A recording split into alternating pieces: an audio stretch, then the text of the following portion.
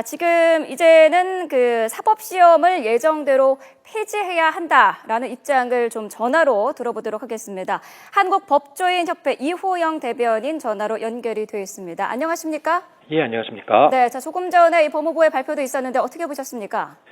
일단 이 정부의 지금 입장 발표는 상당히 왜곡되고 부정확한 여론조사에 기반한 그런 입장을 대변한 것으로서 책임 있는 행정부 담당자로서의 책무를 유기한 무책임한 발표라고 좀 보고 있습니다. 네.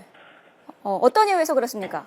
일단 기본적으로 이 여론조사 발표라는 것이 공정하고 이제 그 기회를 균등하게 유지할 수 있는 시험을 유지하는 것이 바람직하냐 이런 어떤 그 질문지에 그 반대를 할 사람이 어디 있겠습니까? 그래서 이렇게 여론조사의 질문 자체가 매우 왜곡되어 있는 점이 일단 밝혀져 있고, 그리고 그 사시가 희망의 사다리다라는 부분 역시 그 실제 합격률이 3% 정도에 수렴하고 있는 이런 제도의 수많은 젊은 청춘들이 이러한 시험을 준비하다가 어떤 좀 좌절을 하고 있는 이런 점을 계속 유지를 하자는 것이라는 점에서 매우 무책임한 그런 발상이라고 생각합니다. 네. 자, 이번에 발표를 하면서 로스쿨이 10년간의 정착 기간이 필요하다. 아직 정착이 덜 됐다는 얘기거든요. 어떤 부분이 좀 보완이 필요하다고 보시나요?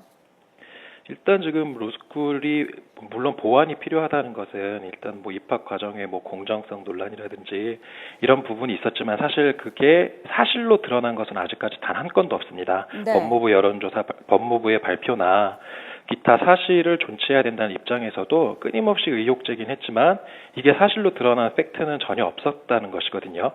그런 점에서 오히려 로스쿨의 문제가 공정성이다라는 점은 동의할 수 없고 오히려 보완할 점은 그러면은 그 존치론자들이 이야기하는 것이 결국은 기회 균등의 사다리를 보장해달라는 거 아니겠습니까? 이런 점에서 결국은 취약계층에 대한 지원을 늘리면은 이 모든 문제가 해결되는 것입니다. 자, 기회 균등에 대한 사다리 얘기를 하셨었는데 지금 로스쿨에 반대하는 사람들의 입장에서 로스쿨의 가장 큰 폐해로 지적하는 것 중에 하나가요. 바로 현대판 음서제다라는 겁니다. 이른바 지금 금수저 논란을 일으키고 있는 부분이라는 건데 여기에 대해서는 어떤 입장이십니까? 일단 현대판 음서제라고 주장은 하나 그 근거로 제시하고 있는 사실은 전혀 사실로 드러난 것이 하나도 없습니다. 그래서 현대판 음서제라는 건 말 그대로 이게 정말로 근거 없는 마타도에 불과한 것이고요. 실제로 오히려 로스쿨 제도는 최근에 뭐 이제 그 야당의 뭐 신모 의원의 어떤 압력 의혹도 제기됐었는데 그것 역시도 결국 로스쿨에서 그 의원의 압박이 진짜 사실인지는 모르겠으나 결국은 원한대로 그 의원의 자제를 졸업시험에서 탈락을 시켰었습니다. 결국은 로스쿨 제도는 지금까지 그 단 한 번도 공정성 논란에서 그 사실로 드러난 잘못을 저지른 적이 없다는 점을 분명히 말씀을 드리겠습니다. 자, 그렇다면 그 폐지를 돼야 한다고 하시는 그 사법고시는 어떤 폐단이 있다고 보시나요? 일단 기본적으로 사법시험은 그 연수원 제도를 사법시험에 합격한 사람들을 연수원이라는 단일한 교육기관에서 양성을 해서 배출을 하는 시스템입니다.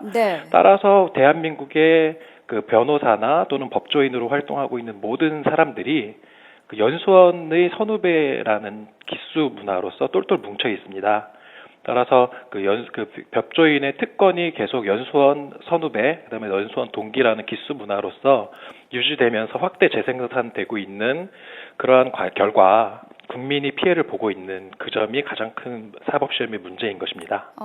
동기 선후배 문제를 지적을 하셨는데 이 부분은 사실 로스쿨에서도 동기도 있고 선후배도 있는 거 아닙니까? 근데 이제 로스쿨 같은 경우는 25개 로스쿨이 경쟁을 하고 있고 따라서 그 기본적으로 선후배 동기 수가 매우 적고요. 그리고 연수원처럼 모든 그 변호사들이 한 다리만 건너면 아는 그런 구조는 아니라는 점에서 그 기존의 그 기수 문화가 대폭 완화됐다는 점은 명백한 사실이라고 할 수 있습니다.